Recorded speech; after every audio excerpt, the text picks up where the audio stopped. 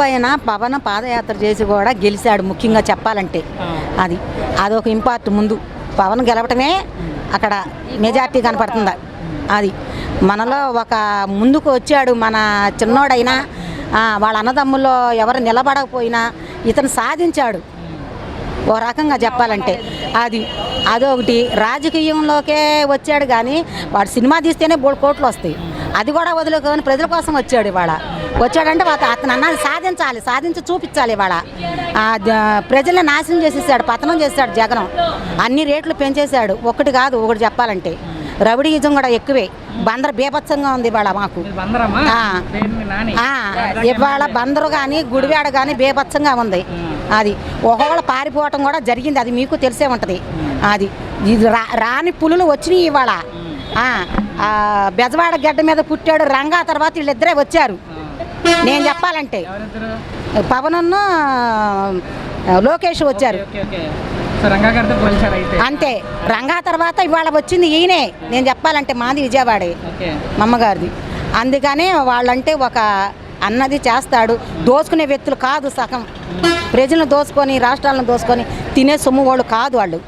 నిన్న మీటింగ్లో కూడా ముఖ్యమంత్రి ఈయన చెప్పాడు, చంద్రబాబు నాయుడు, మీ ఉద్యోగాలు మీరు నిర్వర్తించండి, ఆశ పడద్దు దేనికి కూడా, తర్వాత ఆలోచన చేద్దాం. మనము ముందు ప్రజల కోరికలు తీర్చి ప్రజలు ముందడిగేసి డెవలప్ చేసి అప్పులో ఉన్న మన దేశాన్ని మన రాష్ట్రం కాపాడుకుందాము. ఒకళ్ళైతే ఇదిగా ఉంటుంది, 3 పులులుగా నిలబడ్డారు మన ఇండియాకి. అది మాకు గొప్పతనం. అతనే చేతులారా చేసుకున్నాడు. కొన్ని అమలు చేసినా కొన్ని పాతాళాన్ని తొక్కేశాడు.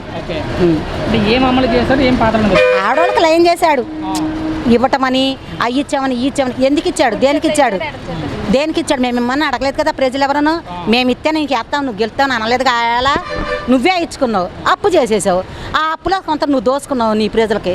మాకు అది ఇచ్చావు, నువ్వు అది దోసుకున్నావు. ఇంత అప్పు దేనికయింది? ఎవరో రానప్పు ఇవాళ ఎందుకయింది? మరి నీకన్నా ముందు పరిపాలించారు, ఇప్పుడు వచ్చిన వాళ్ళు పరిపాలిస్తున్నారు. ఇంత అప్పు దేనికైంది? అది అది రాజకీయం, రౌడీయిజం ఎక్కువయ్యా. రౌడీయిజం ఎక్కువ. అతని మాటే శాసనం.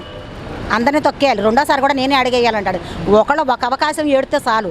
2 అడుగు 3 అడుగు వేయాలంటే 3 అడుగు వేయాలంటే ఇది అమ్మ మన సొమ్మా ఏంటి? మన ప్రజల అది అతను పతనానికి దారి. టీడీపీ ఇంత భారీగా గెలవడానికి కారణాలు ఏంటి అంటే పవన్ రాబట్టే వచ్చి. అది కాక ఒకసారి బట్టంలో తేడా చేశాడు చంద్రబాబు నాయుడు, ఓడిపోయాడు అని చెప్పి ప్రజలు ఇవాళ అతనికి అనుమతి ఇచ్చేశారు, పెట్టించారు. చెప్పులు వేశారు బందరొత్తే పవన్ మీద. రోడ్డు మీద పడుకున్నాడు పవన్ రానియకుండా చేశారంటే. చెప్పుకుంటా వెళ్తే చాలా ఉన్నాయి జగన్ చేసిన అత్యాచారాలు, చాలా ఉన్నాయి. లేడీస్ని కూడా మొన్న కూడా ఓటేసి వెళ్తుంటే లేడీస్ని ఆటోలో లాగేసి కొట్టేశారు వాళ్ళు. బందర్లో కాదు, అక్కడ ఏదో పల్లెటూరులో ఓటేసి వెళ్ళిపోయేవాళ్ళు లాగి. అట్లాంటి రౌడీయిజం బోర్డు అంతా చేశారు. నా కొడక అన్నారా పవన్ కళ్యాణ్ని. ఆడి కొడక తీడు ఆడి కొడక అవడా అంటానికి వీళ్ళకి నోళ్ళు లేవా? ఇట్లా చాలా ఉన్నాయి చెప్పుకుంటూ పోతే. బస్ ఇదంతా ప్రజలు గెలిపించుకున్నాం, కావాలని గెలిపించుకున్నాం. అతను చెయ్యాలి. చేస్తే నెక్స్ట్ స్టెప్కి అవకాశం ఉంటుంది వాళ్ళకి. ఇట్లా చేస్తే రాడు, మెప్పించి చేస్తేనే వస్తాడు మళ్ళీ. అది ఉంది, వాళ్ళలో ఉంది గొప్పతనం. మాలో గొప్పతనం ఉండి గెలిపించాం, వాళ్ళలో గొప్పతనం ఉండి మమ్మల్ని మెప్పించాలి. ఏ విధంగా అంటే అప్పు అనేది తగ్గించాలి, ఖర్చు అనేది వేస్ట్ చేయకూడదు, దోచుకు తినకూడదు. ప్రజల సొమ్ము కానీ ఆ సొమ్ము కానీ. అది నా ఉద్దేశంగా చెప్పాలంటే దోచుకుంటాం తగ్గించాలి. అన్నయ్య అమలు చేయాలి.